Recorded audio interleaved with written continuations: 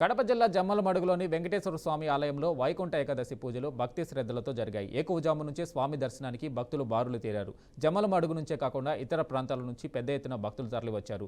భారీకేళ్లలో భక్తులు స్వామిని దర్శించుకునేందుకు బారులు తీరారు. ఉత్తర ద్వార దర్శనం చేరుకున్న వారికి తీర్థ ప్రసాదాలు అందజేశారు.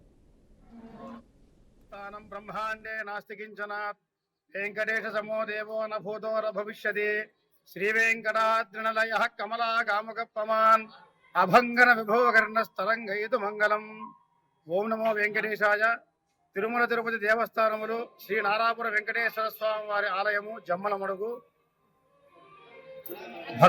బంధువులు ఈరోజు విశేషమైనటువంటి ఈ ముక్కోటి ఏకాదశి పురస్కరించుకొని మరి శ్రీ నారాపుర వెంకటేశ్వర స్వామి దేవాలయంలో వారి స్వామివారికి ప్రాతకాలమున సుప్రభాత సేవ బదులుగా ఈ ధనుర్మాసమున తిరుప్పావై పాశురములతో స్వామివారి మేలుకొలిపి స్వామివారికి విశేషముగా తోమాల అర్చన ఆరాధనలు ముగించుకొని మరి స్వామివారికి శుద్ధి నైవేద్యం అనంతరం భక్తులకి ఉదయాన్నే 4:30 దర్శనానికి అనుమతించడం జరిగినది.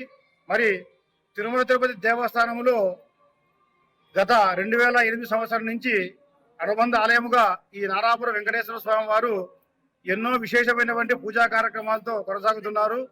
అలాగే ఈ ముక్కోటి ఏకాదశి అనగా 32 కోట్ల మంది దేవతలు కూడా ఈ వైకుంఠమున శ్రీవారిని అనగా శ్రీ వెంకటేశ్వర స్వామి వారిని స్తుతించి భక్తించి ఎన్నో విశేషమైనటువంటి స్వామివారి అనుగ్రహాన్ని పొందారని చెప్పి మనకి విష్ణు పురాణం